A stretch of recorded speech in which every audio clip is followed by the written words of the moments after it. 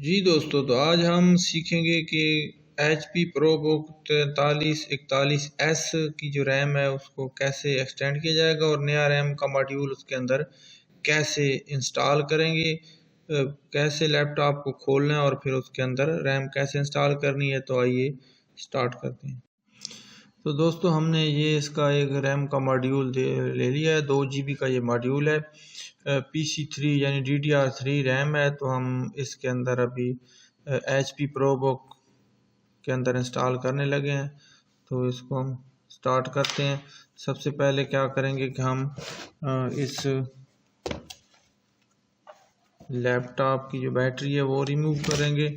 यहाँ से ये 2 बटन हैं, इन बटन को हम अंदर की तरफ ऐसे इस तरफ ऐसे प्रेस करेंगे और थोड़ा सा इसके ऊपर जोर लगाएंगे तो ये इसकी बैटरी है ये निकल आएगी।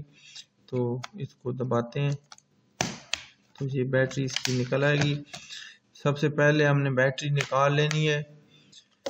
फिर उसके बाद इन्हीं बटन्स को, इन्हीं लॉक्स को हम फिर दोबारा अंदर की तरफ प्रेस करेंगे और अंदर प्रेस करके ये जो कवर है, ये वाला सामने वाला कवर, इसको दूसरी इस साइड के ऊपर ऐसे धकेलेंगे तो ये कवर खुल जाएगा।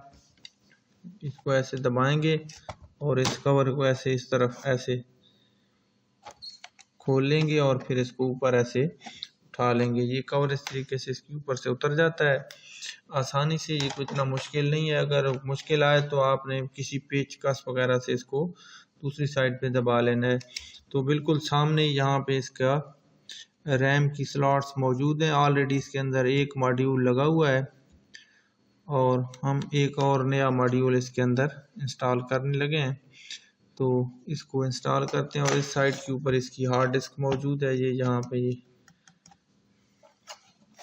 तो क्या करेंगे, हम इसके अंदर ऐसे इस तरीके से रैम को इसके अंदर लगा के और आहिस्ता से इसको नीचे की तरफ प्रेस कर देना है ऐसे इस तरीके से। तो इसके अंदर ये लॉक लग जाते हैं और रैम इसके अंदर फिट आ जाती है। यहाँ पे इसको निकालना होगा तो इस तरह से आप निकाल भी सकते हैं। ये अब इसके अंदर फिट हो चुकी है। हम इसके ऊपर दोबारा कवर को वापस लगाते हैं। कवर को यहाँ पे आपने यहाँ पे इस तरीके से रखना है।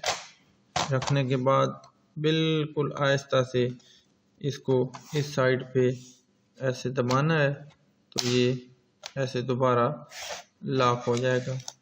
इस तरह लॉक करने के बाद फिर हम इसके अंदर बैटरी को दोबारा फिट करेंगे। पहले बैटरी की ये साइड इस तरीके से यहाँ पे ऐसे फिट करेंगे। फिट करने के बाद फिर बैटरी को यहाँ पे रख के ऐसे प्रेस कर देंगे तो ये बैटरी इसके अंदर लॉक हो जाएगी। फिर आप चेक करते हैं कि क्या हमने जो रैम इसके अंदर लगाई है वो सही तरीके से फिट हो गई है या नहीं। ये इसका पावर बटन है, इसको प्रेस करेंगे तो ये हमारे पास चल चुका है लैपटॉप।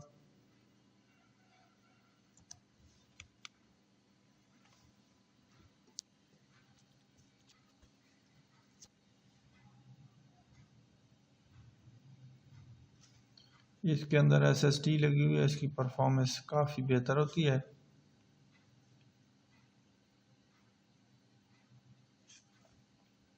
इसके अंदर रैम सही तरीके से इंस्टॉल हो गई है और हमारा जो लैपटॉप है वो चल चुका है। तो दोस्तों, अगर आपको ये वीडियो अच्छी लगी हो तो इसे लाइक करें, शेयर करें और हमारे चैनल को सब्सक्राइब करें।